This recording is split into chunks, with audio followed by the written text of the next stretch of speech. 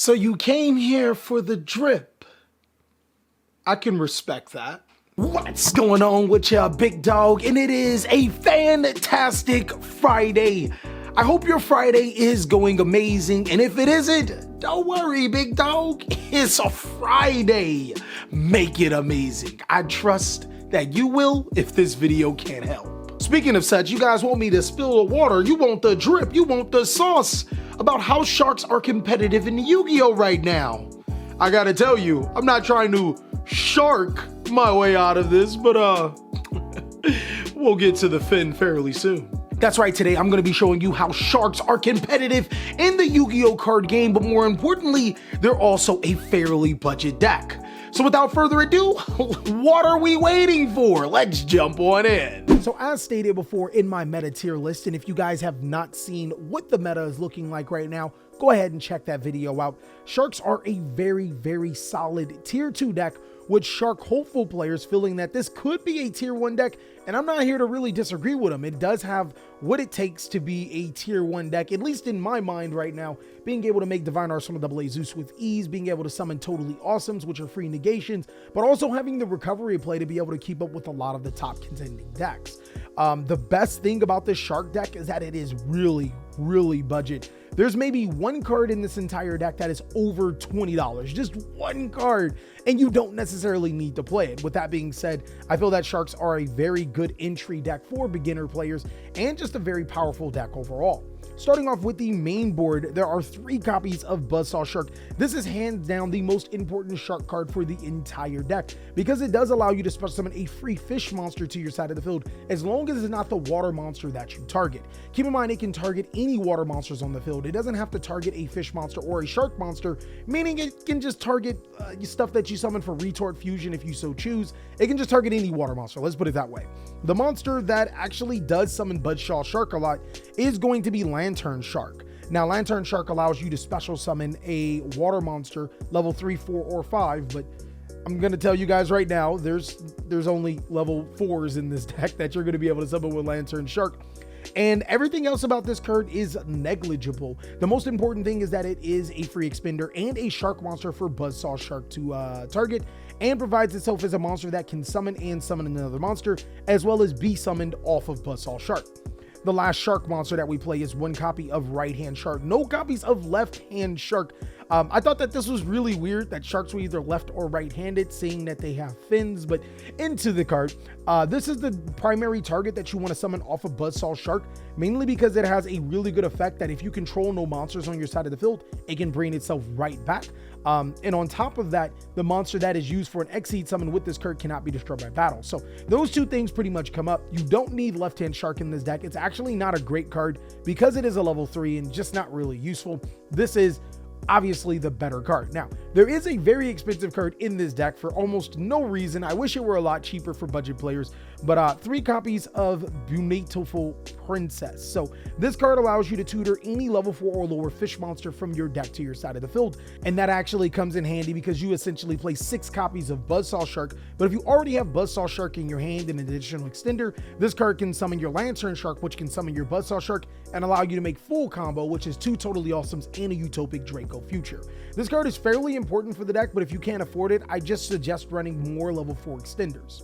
From there, I play 3 copies of Silent Angler. This is probably the best extender in the entire deck because this makes Buzzsaw Shark plus White Mirror full combo, which is really cool. But more importantly, it is a fish monster that can also be summoned off of Buzzsaw Shark.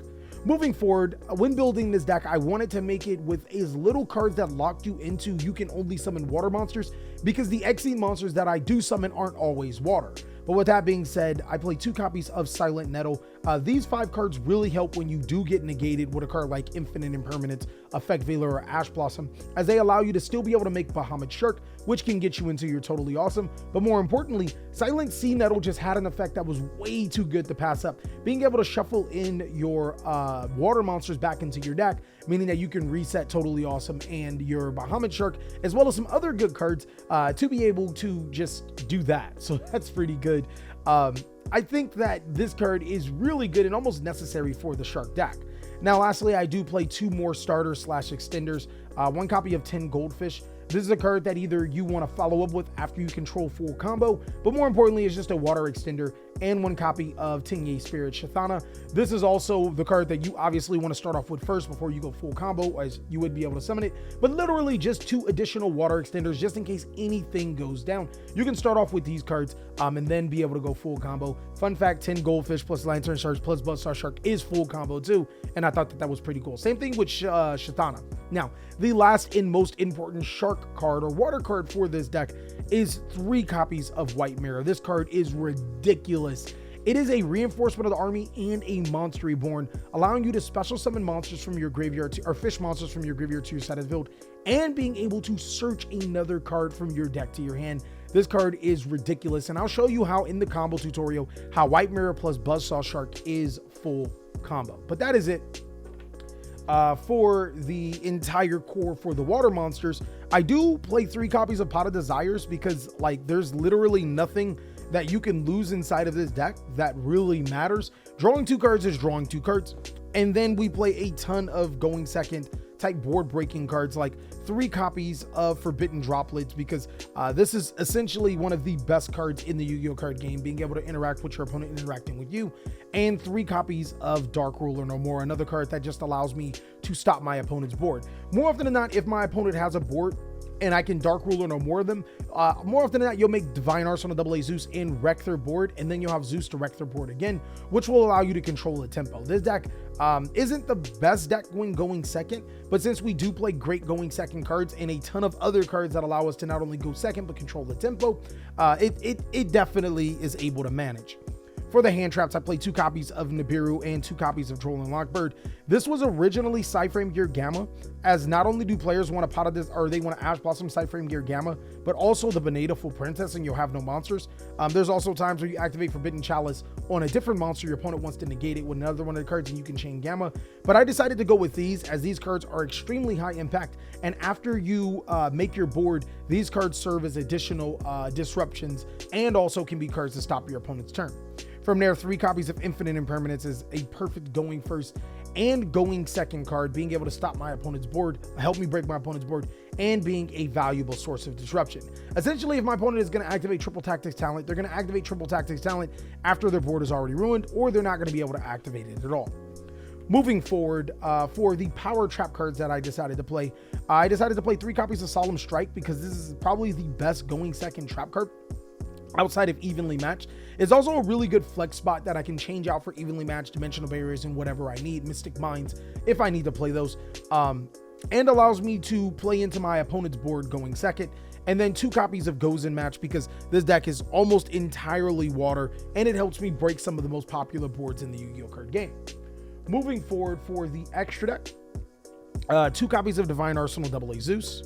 Oh, also, well, yeah, I guess you do know the budget options for Droll and Nibiru. You can play Gammas if you wanted to. But 2 copies of Divine Arsenal AA Zeus. You don't have to play 2, but it's really, really good. 1 copy of Drill Driver Vespinato. If you guys are playing Gamma, you can drop this for Cyframe Lord Omega or your Adamantipator Dragon Rizite, the water monster. You don't need to play the Utopia package. This is like ridiculous, but I do have a budget alternative. What you do play is Murmel Abyss Gaios or the DDD, this card. You play either of these and you can pretty much crush your board, or you can play both of them, and I'll show you a really cool thing with this deck. 2 copies of Bahamut Shark and 2 copies of Toad. I was playing 3 copies of Bahamut Shark and 3 Toad, but it never came up, so I dropped it to 2 and 2, especially since this card is, oh my, this card is ridiculously good. So it allows you to destroy a card on your opponent's side of the field, a water monster, but it turns all monsters on the field into water. This card pairs well with Gozen Match, because even if your opponent, like let's say if your opponent is playing something like Phantom Knights and you make this card, now all monsters on the field are water, but they have a dark monster in their hand. So if you have Gozen Match flip face up, this literally turns Gozen Match into a you can't play Yu-Gi-Oh even if you wanted to. And if your opponent deals with it, you can still special summon Stealth Spawn, Spell Kraken Spawn, which is good against Sword Soul Moye, but also allows you to special summon your Stealth Kraken back to your side of the field. 1 Abyss Dweller, and you would have never guessed, we play Zoo cards with Zodiac Borbo and Zodiac Chakanine, mainly because you can just Exceed summon into Chakanine, then make Borbo, attack directly. That's a 4 material Zeus. But that is it for the main board and the extra deck. Let me show you a few combos with this deck so you can get well acquainted. The most important combo I want to show you is Buzzsaw Shark plus White Mirror. Now this is main combo for this deck, and there's going to be so many sequences where you pretty much do the exact same thing. What you're going to do is here is normal summon Buzzsaw Shark and use its effect. Buzzsaw Shark will allow you to special summon the Silent Angler to your side of the field by targeting itself.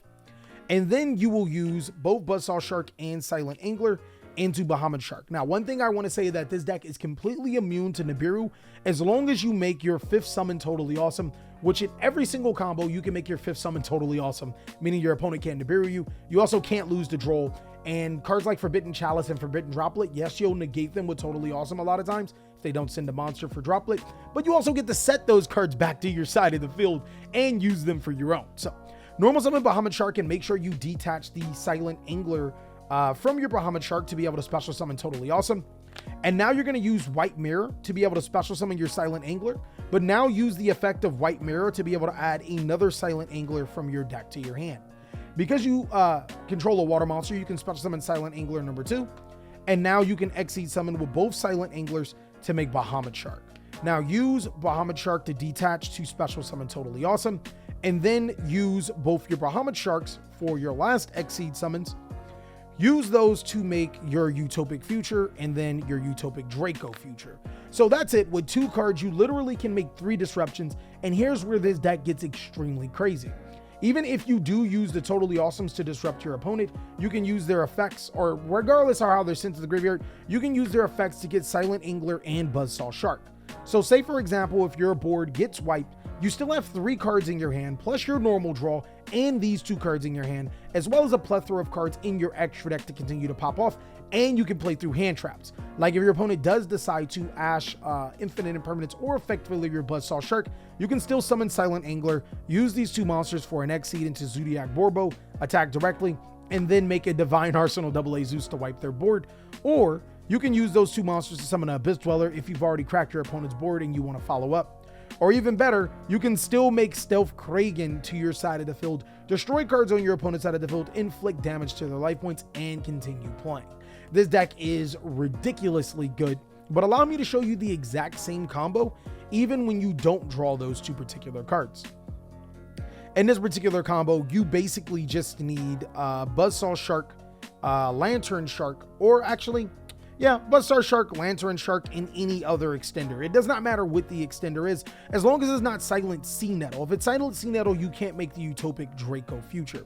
So I'm going to go ahead and use 10 Goldfish in this particular sequence. And as you can see, it's going to be the exact same thing, except we are going to make the Totally Awesome as the 5th summon. So I'm going to normal summon 10 Goldfish. 10 Goldfish effect will special summon Lantern Shark.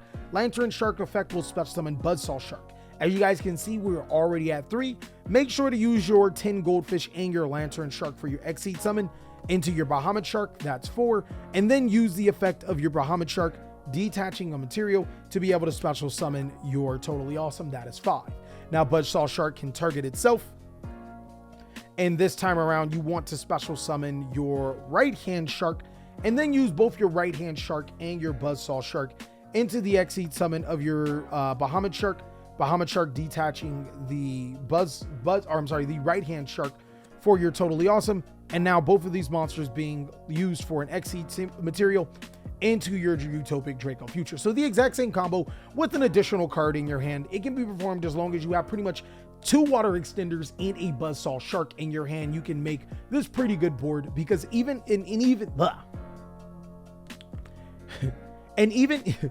even if you did have to invest 3 cards into making this board, keep in mind Totally Awesome will get 2 back into your hand, which in this situation, I'd probably make it Buzzsaw Shark and Lantern Shark to be able to follow up with some pretty good plays. The last thing I want to show you guys is, let's say, for example, you can't afford Utopic Draco Future. And I also want to show you a card that I didn't profile in XC Remora. Now, the reason why I don't like XC Remora is because it opens you up to Nibiru. But I'm going to show you some really cool combos with XC Remora to make your board. It's almost the same board, but just a little bit bigger, which I didn't think it was worth it to potentially get hit with Nibiru. I'm going to start off with Lantern Shark, Lantern Shark's effect, special summon Buzzsaw Shark, Buzzsaw Shark's effect, target itself, and will special summon Right Hand Shark.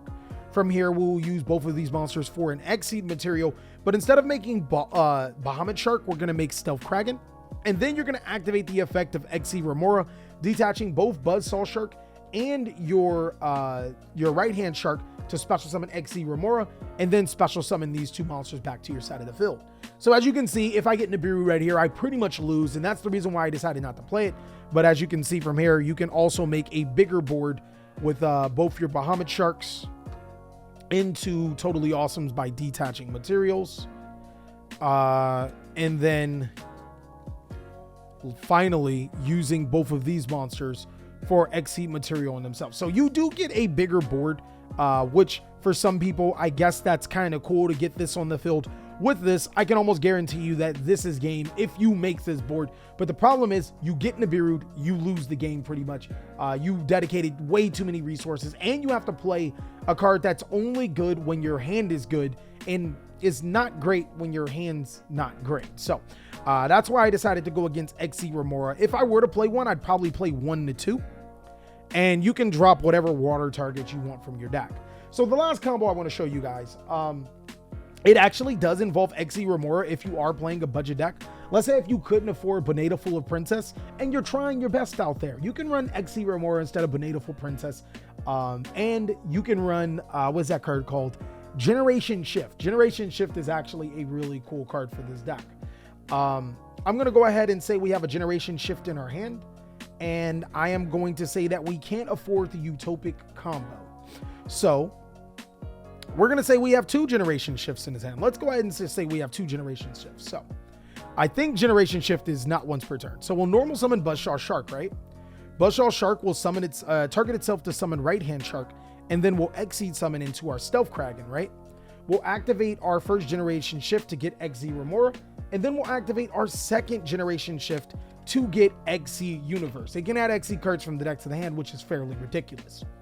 We'll detach 2 materials to be able to special summon Exceed Remora to our side of the field, and then we'll special summon 2 monsters to our side of the field because of it. From here, we can use both our Buzzsaw Shark and our Exceed Remora to make Bahamut Shark, and then Bahamut Shark to detach a material to be able to special summon Totally Awesome, and then we can set the Exceed Universe. So the cool thing about this particular combo, and that I'm going to show you here, I want you like this. The cool thing about this particular combo is that we can use Exceed Universe, which allows us to target 2 face-up Exceed monsters on the field, send both of them into the graveyard, special summon 1 Exceed monster from your extra deck, except the number monster whose rank is equal to or 1 less than the combined original rank of those 2 monsters used as material. So I can literally use both of these monsters for the Exceed summon into a Mermail Abyss Gaios, and then attach the Exceed Universe as material, which allows me to negate all of the monsters my opponent controls with an attack lower than this card and as a quick effect, or we can Exceed summon into DDD Dwan Kali King Yuga. I'm assuming that's after you use Totally Awesome's effect to be able to get Buzzsaw Shark back to your side of the field. It really doesn't matter. And your board could be this, a really big negation, as well as a destruction to your opponent's board and a Buzzsaw Shark follow-up for the people that can't use Exceed Universe, or for the people that can't afford the Utopic combo. This obviously can be done when you make 2 Bahamut Sharks, and is probably a lot easier if your in-board is normally this. I genuinely thought about playing Exceed Universe because not only does it allow you to use your 2 monsters, so you can literally use your 2 monsters for the King Kali Yuga or the Abyss Gaios. So boom, we're just going to say Abyss Gaios for ease. But it also allowed you to use your opponent's Exceed monsters, which if your opponent is playing an Exceed heavy deck, then this card will probably should be in the sideboard, as it's fairly nasty and searchable with this deck. And that is all that I have for Sharks today. I really hope you enjoyed this video. I think that Sharks are a very, very powerful deck. And one thing I think you should watch out for is number 4 Stealth Kraken. That card will get it cracking. I hope that you can take a bite out of the information that I've given you, but also be sure to check out these videos, as I'll catch you on the next one.